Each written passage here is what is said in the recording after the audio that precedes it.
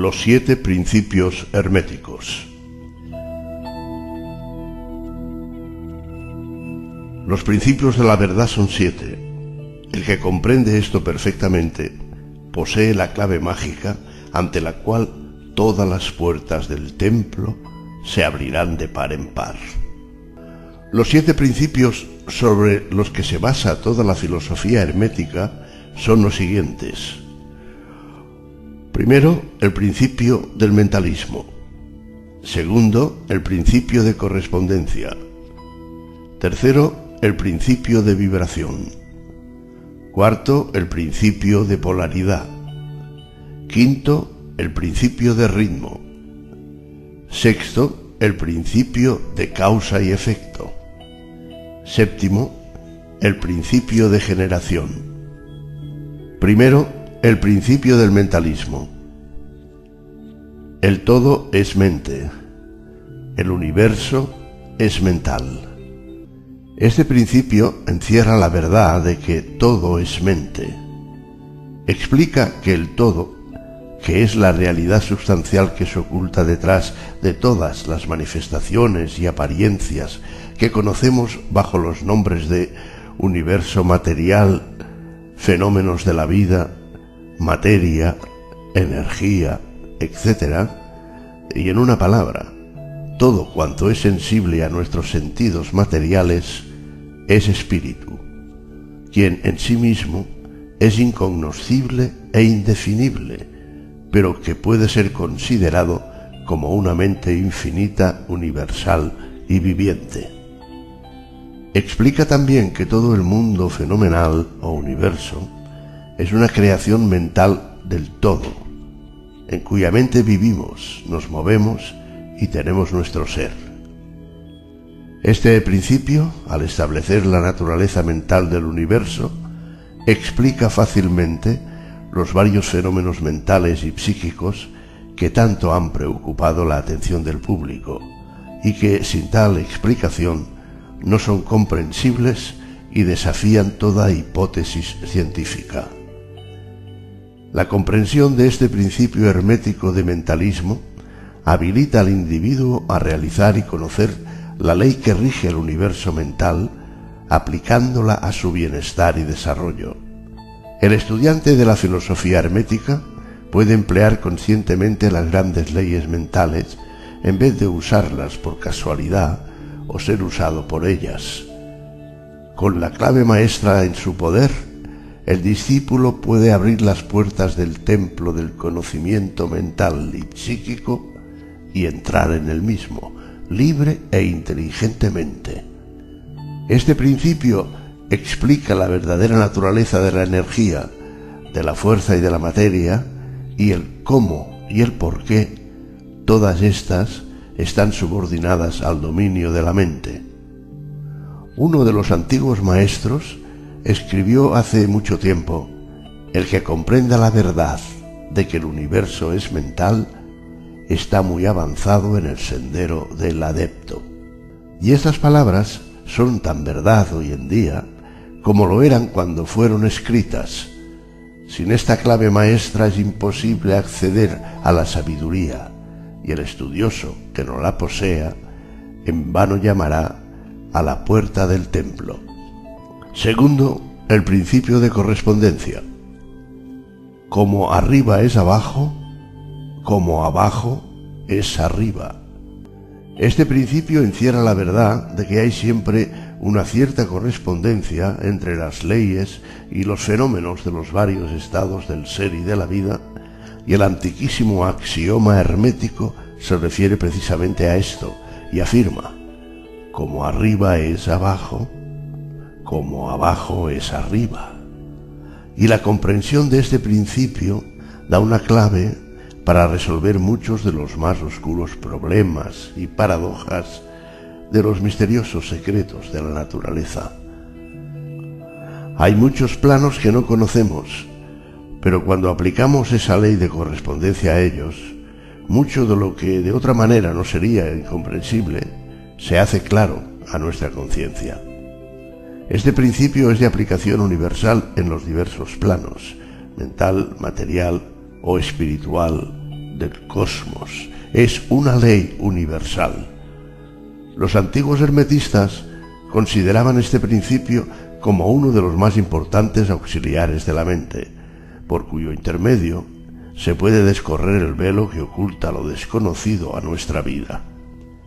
Su aplicación puede desgarrar un tanto el velo de Isis, de tal manera que nos permita ver, aunque no sea más que algunos de los rasgos de la diosa, de igual manera que el conocer los principios de la geometría habilita al hombre para medir el diámetro, órbita y movimiento de las más lejanas estrellas mientras permanece sentado en su observatorio. Así también el conocimiento del principio de correspondencia habilita al hombre a razonar inteligentemente de lo conocido a lo desconocido. Estudiando la mónada se llega a comprender al arcángel. Tercero, el principio de vibración. Nada está inmóvil, todo se mueve, todo vibra. Este principio encierra la verdad de que todo está en movimiento, de que nada permanece inmóvil, cosas ambas que confirman por su parte la ciencia moderna, y cada nuevo descubrimiento lo verifica y comprueba. Y a pesar de todo, este principio hermético fue enunciado hace cientos de años por los maestros del antiguo Egipto. Este principio explica las diferencias entre las diversas manifestaciones de la materia, de la fuerza, de la mente y aún del mismo espíritu, las que no son sino el resultado de los varios estados vibratorios, desde el todo, que es puro espíritu, hasta la más grosera forma de materia. Todo está en vibración.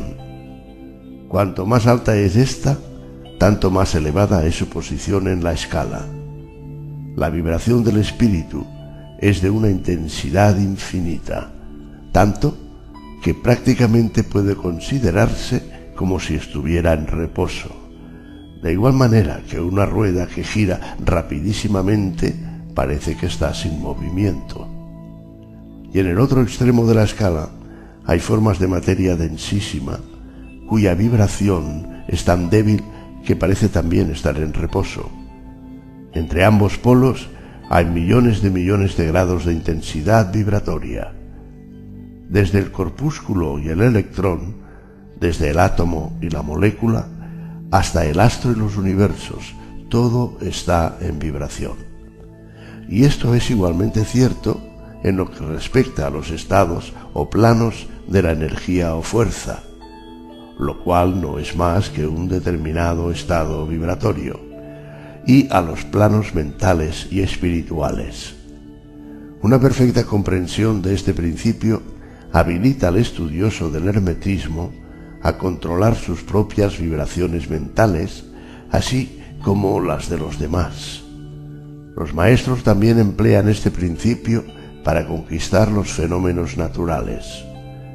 El que comprenda el principio vibratorio ha alcanzado el centro del poder, ha dicho uno de los más antiguos escritores. Cuarto, el principio de polaridad. Todo es doble, todo tiene dos polos, todo su par de opuestos. Los semejantes y los antagónicos son lo mismo. Los opuestos son idénticos en naturaleza, pero diferentes en grado. Los extremos se tocan. Todas las verdades son semiverdades. Todas las paradojas pueden reconciliarse. Este principio encierra la verdad de que todo es dual. Todo tiene dos polos. Todo su par de opuestos, afirmaciones que son de otros tantos axiomas herméticos. Explica y dilucida las antiguas paradojas que han dejado perplejos a tantísimos investigadores y que literalmente decían: la tesis y la antítesis son idénticas en naturaleza, difiriendo solo en grado.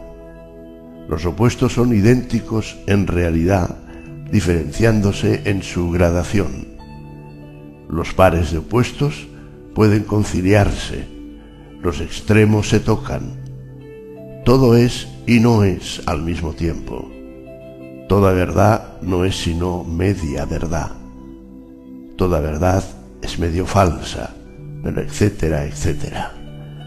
Este principio explica que en cada cosa hay dos polos, dos aspectos, y que los opuestos no son en realidad sino los dos extremos de la misma cosa, consistiendo la diferencia simplemente en diversos grados entre ambos.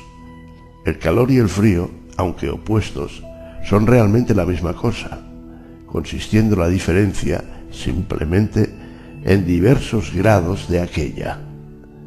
Mirad un termómetro y tratad de averiguar dónde empieza el calor y dónde termina el frío. No hay nada que sea calor absoluto en realidad, indicando simplemente ambos términos, frío y calor, diversos grados de la misma cosa, y que ésta se manifiesta en esos opuestos que no son más que los polos de eso que se llama calor, o sea, la manifestación del principio de polaridad que nos ocupa. El mismo principio se manifiesta en la luz y la oscuridad, las cuales, en resumen, no son sino la misma cosa, siendo ocasionada la diferencia por la diversidad de grado entre los dos polos del fenómeno. ¿Dónde empieza la oscuridad y dónde empieza la luz? ¿Cuál es la diferencia entre grande y pequeño? ¿Cuál entre duro y blando? ¿Cuál entre blanco y negro? ¿Cuál entre alto y bajo? ¿Cuál entre positivo y negativo? El principio de polaridad explica esta paradoja.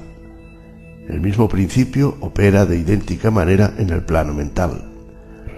Tomemos, por ejemplo, el amor y el odio, dos estados mentales completamente distintos aparentemente, y notaremos que hay muchos grados entre ambos, tantos que las palabras que nosotros usamos para designarlos, agradable y desagradable, se esfuman una en la otra, hasta tal punto que muchas veces somos incapaces de afirmar si una cosa nos causa placer o disgusto.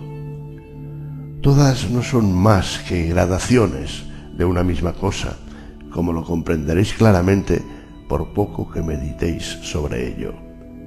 Y aún más que esto, es posible cambiar o transmutar las vibraciones de odio por vibraciones de amor, en la propia mente y en la mente de los demás, lo que es considerado como lo más importante por los hermetistas.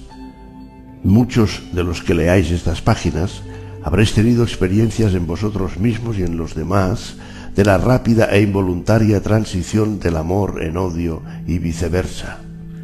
Y ahora comprenderéis la posibilidad de efectuar esto por medio del poder de la voluntad, de acuerdo con las fórmulas herméticas. El bien y el mal no son sino los polos de una misma y sola cosa, y el hermetista comprende y conoce perfectamente el arte de transmutar el mal en el bien, aplicando inteligentemente el principio de polaridad.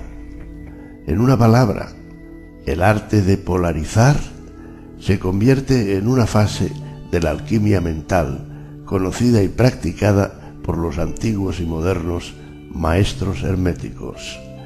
La perfecta comprensión de este principio capacita para cambiar la propia polaridad, así como la de los demás, si uno se toma el tiempo y estudia lo necesario para dominar este arte. Quinto, el principio de ritmo. Todo fluye y refluye. Todo tiene sus períodos de avance y retroceso. Todo asciende y desciende. Todo se mueve como un péndulo. La medida de su movimiento hacia la derecha es la misma que la de su movimiento hacia la izquierda. El ritmo es la compensación. Este principio encierra la verdad de que todo se manifiesta en un determinado movimiento de ida y vuelta, un flujo y reflujo, una oscilación del péndulo entre los dos polos que existen de acuerdo con el principio de polaridad descrito hace un momento. Hay siempre una acción y una reacción, un avance y un retroceso, una ascensión y un descenso. Y ésta le rige para todo: soles, mundos, animales, mente, energía, materia. Esta ley lo mismo se manifiesta en la creación como en la destrucción de los mundos, en el progreso como en la decadencia de las naciones, en la vida, en las cosas todas y finalmente en los estados mentales del hombre. Y es con referencia a esto último que creen los hermetistas que este principio es el más importante. Los hermetistas han descubierto este principio encontrándolo de aplicación universal y han descubierto asimismo ciertos métodos para escapar a sus efectos mediante el empleo de las fórmulas y métodos apropiados. Emplean para ello la ley mental de neutralización. No pueden anular el principio o impedir que opere, pero han aprendido a eludir sus efectos hasta un cierto grado que depende del dominio que se tenga de dicho principio. Saben cómo usarlo, en vez de ser usados por él. En este y en otros parecidos métodos consiste la ciencia hermética. El maestro se polariza a sí mismo en el punto donde desea quedarse, y entonces neutraliza la oscilación rítmica pendular que tendería a arrastrarlo hacia el otro polo.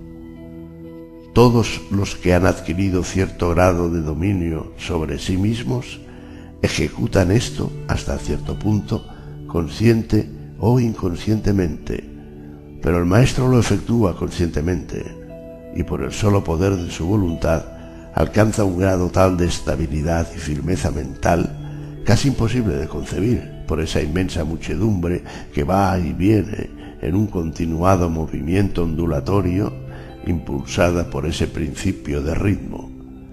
Este, así como el de la polaridad, han sido cuidadosamente estudiados por los hermetistas y los métodos de contrabalancearlos, neutralizarlos y emplearlos forman una de las partes más importantes de la alquimia mental hermética. Sexto, el principio de causa y efecto. Toda causa tiene su efecto. Todo efecto tiene su causa. Todo sucede de acuerdo con la ley. La suerte no es más que el nombre que se le da a una ley no conocida. Hay muchos planos de casualidad, pero nada escapa a la ley. El Kybalión. Este principio encierra la verdad de que todo efecto tiene su causa y toda causa su efecto. Afirma que nada ocurre casualmente y que todo sucede conforme a la ley. La suerte es una palabra vana, y si bien existen muchos planos de causas y efectos dominando los superiores a los inferiores, aún así ninguno escapa totalmente a la ley. Los hermetistas conocen los medios y los métodos por los cuales se puede ascender más allá del plano ordinario de causas y efectos hasta cierto grado, y alcanzando mentalmente el plano superior, se convierten en causas en vez de efectos. Las muchedumbres se dejan llevar arrastradas por el medio ambiente que las envuelve o por los deseos y voluntades de los demás, si estos son superiores a las de ellas. La herencia, las sugestiones y otras múltiples causas externas las empujan como autómatas en el gran escenario de la vida. Pero los maestros, habiendo alcanzado el plano superior, dominan sus modalidades, sus caracteres, sus cualidades y poderes, así como el medio ambiente que los rodea, convirtiéndose de esta manera en dirigentes en vez de ser los dirigidos. Ayudan a las masas y a los individuos a divertirse en el juego de la vida, en vez de ser ellos los jugadores o los autómatas movidos por ajenas voluntades. Utilizan el principio en vez de ser sus instrumentos. Los maestros obedecen a lo causativo de los planos superiores, a aquel en que se encuentran, pero prestan su colaboración para regular y regir en su propio plano. En lo dicho está condensado un valiosísimo conocimiento hermético, que el que sea capaz de leer entre líneas lo descubra, es nuestro deseo. Séptimo, el principio de generación. La generación existe por doquier. Todo tiene sus principios masculino y femenino. La generación se manifiesta en todos los planos. Este principio encierra la verdad de que la generación se manifiesta en todo, estando siempre en acción los principios masculino y femenino. Esto es verdad no solamente en el plano físico, sino también en el mental y en el espiritual. En el mundo físico, este principio se manifiesta como sexo, y en los planos superiores toma formas más elevadas, pero el principio subsiste siempre el mismo. Ninguna creación física, mental o espiritual es posible sin este principio. La comprensión del mismo ilumina muchos de los problemas que tanto han confundido la mente de los hombres. Este principio creador obra siempre en el sentido de generar, regenerar y crear. Cada ser contiene en sí mismo los dos elementos de este principio. Si deseáis conocer la filosofía de la creación, generación y regeneración mental y espiritual, debéis estudiar este principio hermético, pues él contiene la solución de muchos de los misterios de la vida. Os advertimos que este principio nada tiene que ver con las perniciosas y degradantes teorías, enseñanzas y prácticas que se anuncian con llamativos títulos, los cuales no son más que una prostitución del gran principio natural de generación. Tales teorías y prácticas no son más que la resurrección de las antiguas doctrinas fálicas que sólo pueden producir la ruina de la mente, del alma y del cuerpo. Y la filosofía hermética siempre ha alzado su verbo de protesta contra esas licencias y perversiones de los principios naturales. Si lo que deseáis son tales enseñanzas, debéis irlas a buscar a otra parte. El hermetismo nada contiene sobre ellas. Para el puro, todas las cosas son puras. Para el ruin, todas son ruines.